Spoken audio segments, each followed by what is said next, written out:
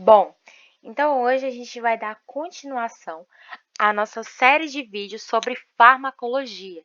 Então a gente vai estudar todos os fármacos colinérgicos, os fármacos adrenérgicos, os corticosteroides, os antihipertensivos, todos esses fármacos a gente vai estudar nesta matéria. E para começar, a gente vai falar hoje, né, sobre os fármacos colinérgicos, né, que é um dos fármacos do sistema nervoso autônomo, assim como o fármaco, né, adrenérgico. Bom, os fármacos colinérgicos, assim como todos os fármacos, vocês vão observar que antes de eu estudar cada fármaco específico, eu preciso saber a fisiologia, o mecanismo de ação, né, o metabolismo desse fármaco para que assim eu consiga entender como é que o fármaco ele age. Então, a gente vai trazer aqui agora por meio de alguns esquemas para que a gente possa entender, né, de maneira didática. Bom, tudo começa no neurônio pré-sináptico e tudo termina no neurônio pós-sináptico. Bom, aqui a gente tem a acetilcolina e ela vai ser sintetizada no neurônio pré-sináptico, né, como podemos observar na imagem. E aí, a acetilcolina, antes dela ser formada em acetilcolina, ela, através da mitocôndria, que está no neurônio pré-sináptico, ela provém uma acetil-CoA. E essa acetil-CoA, ela precisa se juntar à colina, que está no meio extracelular, mas é transportada para o meio intracelular, né, através do transportador de colina, em acetilcolina. Pronto. Formou a acetilcolina, agora ela precisa ser liberada na fenda sináptica, só que ela não consegue fazer isso sozinha. Então, a Avante, né, que é o transportador vesicular de adesão membranar, vai englobar essa acetilcolina. Quando ela engloba a acetilcolina, ela adere ela na membrana e libera, só que ela não consegue fazer isso sozinha. Ela precisa de uma enzima, né, que tenha um mecanismo de adesão, que é a VAMP. A VAMP, ela faz o seguinte, a VAMP ela tem um mecanismo em que ela é capaz de abrir o canal de cálcio. Quando ela abre o canal de cálcio, ela faz com que haja uma ligação, né, entre o cálcio, a proteína e a VAMP. E quando faz essa ligação, meio que forma vários mecanismos de ação que como se fosse um lugarzinho por onde essa acetilcolina passa. Então, a VAMP ela vai se ligar, né, vai abrir o canal de cálcio, forma um complexo cálcio-proteína-VAMP. Quando forma esse processo, ela consegue aderir para que a acetilcolina passe. Então, a VAMP vai lá e pega a acetilcolina junto com o transportador membranar e libera ela na fenda sináptica. Ok? Não é difícil e eu vou repetir para que a gente possa entender mais uma vez. Então, a acetil-CoA provém da mitocôndria, que está dentro do neurônio pré-sináptico. A colina provém do meio extracelular, mas passa para o meio intracelular através do transportador de colina, formando então a acetilcolina através da enzima colina-acetiltransferase. A acetilcolina, então, ela precisa ser liberada na fenda sináptica, mas ela não consegue fazer isso sozinha. Ela precisa que a Avante engloba. Quando esse transportador de adesão membranar engloba a acetilcolina, ele precisa do auxílio da VAMP, que vai fazer meio que um mecanismo de adesão para que a acetilcolina ela consiga passar. E ela faz esse mecanismo de ação, abrindo o canal de cálcio e formando o complexo cálcio-proteína-VAMP. Esse complexo faz com que a acetilcolina, então, seja liberada na fenda sináptica. Quando a acetilcolina ela é liberada na fenda sináptica, ela pode ter dois caminhos diferentes. Ela pode ser sintetizada pela enzima acetilcolinesterase, que vai metabolizar a acetilcolina em acetato e colina. A colina, então, volta aqui, né, para o meio extracelular para formar mais acetilcolina, e o acetato ele fica, né, e se forma com outras coisas. O restante da acetilcolina que não é ligada nessa enzima, ela se liga aos receptores muscarínicos e nicotínicos. E agora a gente vai entender um pouco da nossa farmacologia. Bom, os receptores muscarínicos, eles são M1, M2, M3, M4 e M5. Mas o M1, o M2 e o M3, eles são os mais importantes, né, digamos assim, porque cada um deles tem um mecanismo e liga em um receptor diferente. No coração, nos músculos lisos, nos músculos esqueléticos, e a gente vai ver a partir de agora. E os nicotínicos, eles têm o NM e o NN. Mas o NN, ele não tem muita ação farmacológica, então a gente meio que não estuda muito ele. Mas se a sua faculdade cobrar, você pode ver, né, através da referência deste livro, né, que eu utilizei aqui para fazer o livro, que está na descrição do vídeo. Bom, então vamos falar agora sobre os receptores muscarínicos. O primeiro receptor muscarínico que a gente tem é o M1. O M1 ele vai estar localizado no sistema nervoso central e ele vai ser responsável, né, por causar a estimulação. Então, qual é a função do receptor M1? Estimular o sistema nervoso central. No receptor M2, digamos que ele seria o mais importante de todos, porque ele age, né, fazendo a diminuição da pressão arterial. Então, o M2, ele abre os canais de potássio, e quando ele abre os canais de potássio, ele deixa a célula superpolarizada, e aí ele diminui a força de contração, diminui o débito cardíaco e, consequentemente, ele reduz a pressão arterial. Então, o M2 age no coração, diminuindo a pressão arterial. E o M2, ele também age no músculo liso, né, causando a contração da musculatura lisa. Então, M1, estimulação do sistema nervoso central, M2, diminui a pressão arterial no coração e também contrai a musculatura lisa. O receptor M3, que também é um receptor muscarínico, ele age mais nas glândulas, as glândulas salivares, nas glândulas sudoríparas, nas glândulas lacrimais. E nas glândulas, ele faz o aumento de secreção. Então, a pessoa que ela tá com a acetilcolina muito liberada, ela está secretando muito, ela está salivando muito, está caindo muitas lágrimas, ela está suando muito, por causa, né, que aumentou essa secreção dessas glândulas. E o nicotínico que a gente tem é o NM. O NM, ele vai estar ligado na junção neuromuscular, né, ou também chamado de placa neural. E ele tem a principal ação de causar despolarização. Então, o que ele vai fazer? Ele vai contrair a musculatura esquelética. Então, no receptor M1, causa a estimulação do sistema nervoso central. M2, diminui a pressão arterial e contrai a musculatura lisa. M3, estimula a secreção das glândulas. E NM faz principalmente a despolarização, né, gerando uma contração da musculatura esquelética. E vocês vão ver que a partir de agora, cada fármaco vai agir nesses receptores, porque esses receptores, né, que se ligam nos seus respectivos fármacos, agonistas, antagonistas e por aí vai.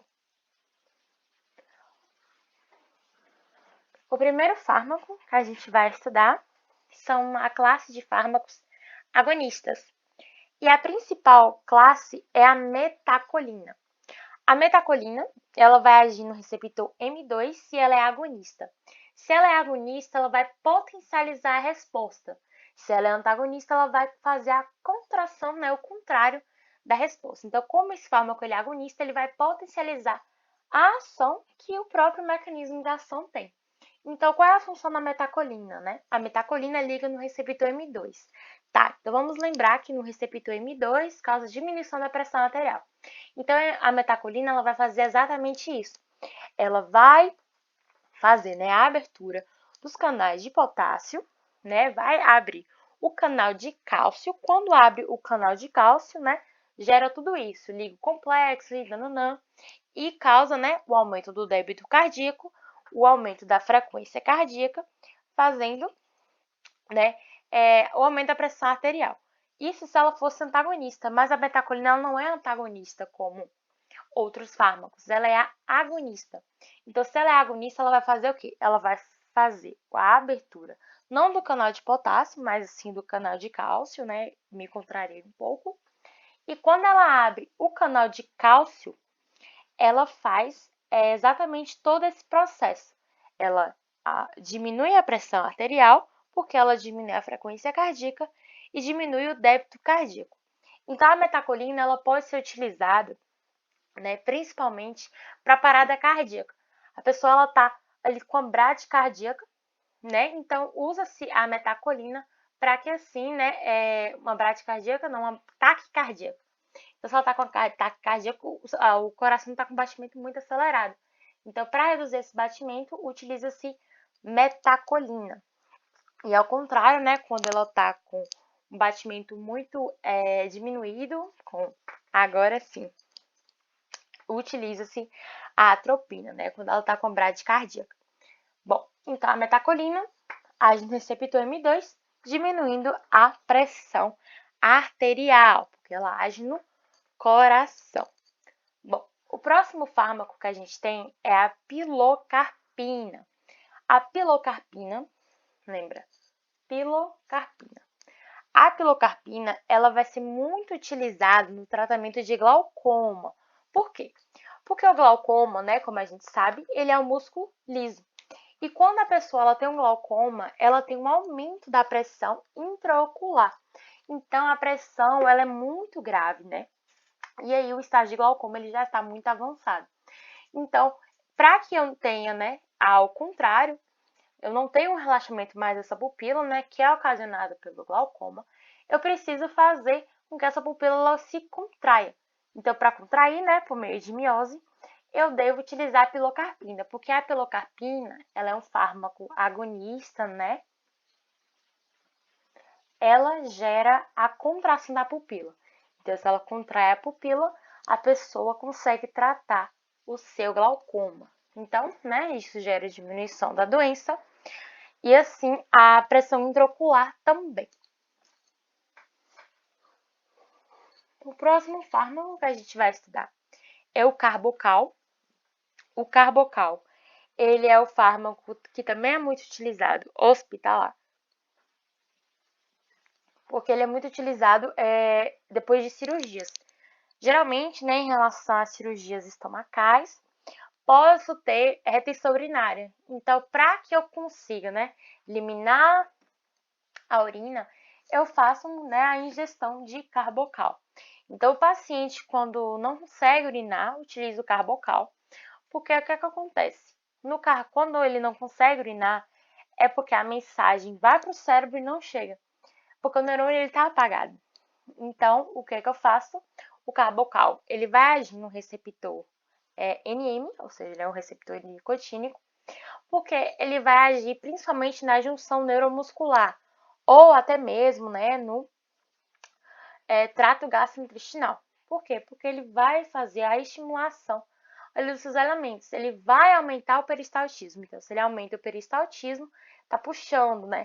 Para que assim essa urina saia do paciente que está tendo aquela retenção urinária. Então, aqui a gente pode observar, né, o medicamento que é utilizado, que é o carbocal, né, que é um fármaco agonista muito utilizado. Outro fármaco que a gente tem são os fármacos antagonistas. Os antagonistas, eles fazem o contrário de potencializar a resposta. Então, eles vão contrariar a resposta. Bom, o primeiro antagonista que a gente tem é a atropina, né? Como eu disse anteriormente, a metacolina, ela vai agir na diminuição da pressão arterial, né? Por isso ela é utilizada em taquicardia. A atropina, ela vai ser utilizada em relação, né, à parada cardíaca quando está em bradicardia, porque ela vai fazer um aumento da pressão arterial, porque ela vai impedir a ação da acetilcolina, como se ela bloqueasse a metacolina, né, bloqueasse o receptor M2, e se bloqueia o receptor M2, o que acontece? Não diminui a pressão arterial, e sim aumenta. Então, a atropina, vocês vão ver em relação aos fármacos antihipertensivos, que ela é um fármaco muito utilizado, né, em relações à bradicardíaca, porque ela faz isso, né, ela vai fazer aumento da pressão arterial, porque bloqueia esse receptor, né, de ligar a acetilcolina. O próximo fármaco que a gente vai estudar é a escopolamina. A escopolamina, talvez desses aqui, seja o único que possa ser mais conhecido, porque a escopolamina, ela nada mais é, nada menos do que o Buscopan. Então, a escopolamina, né, e na composição do Buscopan, vocês conseguem observar que existe a escopolamina, porque ela age, né, ao contrário do carbocal. O carbocal, ele estava agindo, né, para fazer no aumento do peristaltismo. E no Buscopan, né, o que você toma o Buscopan? Para você diminuir a cólica, para você não ter cólica, para você não sentir a cólica. Então a escopolamina, ela faz simplesmente isso. Ela vai bloquear as contrações do músculo liso. Então, se eu contraio, se eu faço o bloqueio das contrações do músculo liso, ou seja, eu diminuo o peristaltismo, diminuindo o peristaltismo, diminui a contração, tenho o relaxamento, causando, né, a cólica. Não causando a cólica nesse caso. E aí a gente tem o curare. O curare, ele é um tipo de fármaco que não é utilizado em humanos, mas ele é muito utilizado em caças de animais. Mas o curare, ele pode ser utilizado em humanos, geralmente ou melhor, em relação a cirurgias, né? A depender da cirurgia que possa ser feita, o curare pode utilizar. Mas o curare, ele é um antagonista nicotínico e ele age principalmente ali na junção neuromuscular. Porque o curare, ele tem um problema, porque ele relaxa. Mas ele não relaxa que nem a escopolamina, ele relaxa demais. Então, como ele age ali no músculo esquelético, ele vai fazer o bloqueio do receptor NM. Quando ele bloqueia a acetilcolina, ela não consegue ligar no receptor NM. Se ela não liga, ela não ativa canal de sódio, não ativa canal de potássio. Ela gera um relaxamento excessivo que pode dar até paralisia. Então, injeta o curare ali, né? Tira o curare num animal de caça, ele não consegue se movimentar, porque tem um relaxamento excessivo, então não há locomoção. Então, o curare, ele é utilizado, né, nesse caso. Bom, essa foi a nossa aula sobre fármacos colinérgicos. Eu espero muito que vocês tenham entendido. Existem outras classes também de fármacos, mas eu quis trazer essas principais.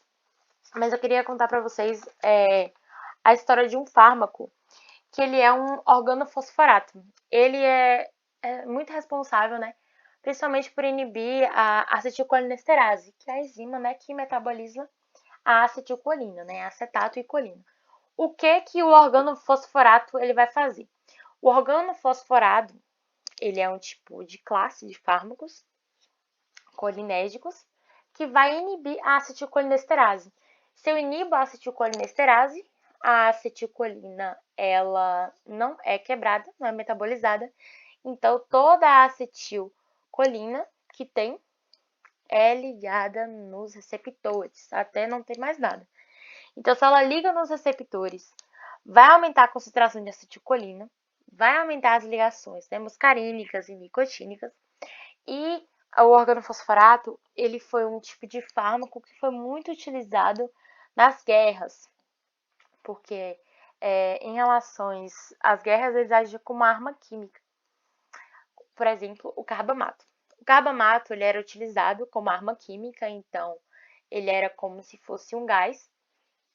E aí, quando injetava esse gás, né, no ar, ele gerava uma paralisia em que todas as ações muscarínicas, nicotínicas, elas eram potencializadas em relação ao agonista em excesso.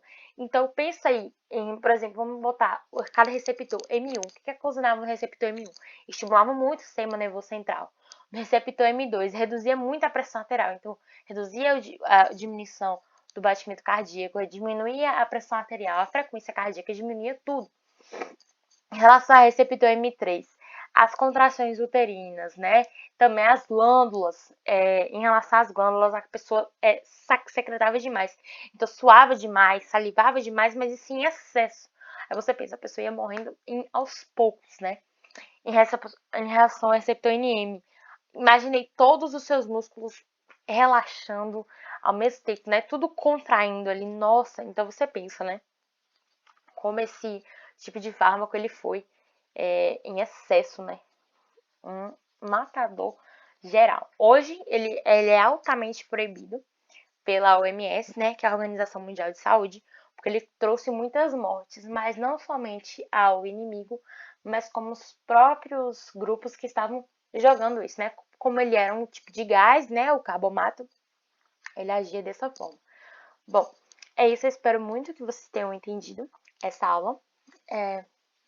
E assistam a próxima, que é sobre fármacos adrenérgicos. Eu não devo demorar muito para postar. Mas é isso. Muito obrigada por ter assistido até aqui. E valeu!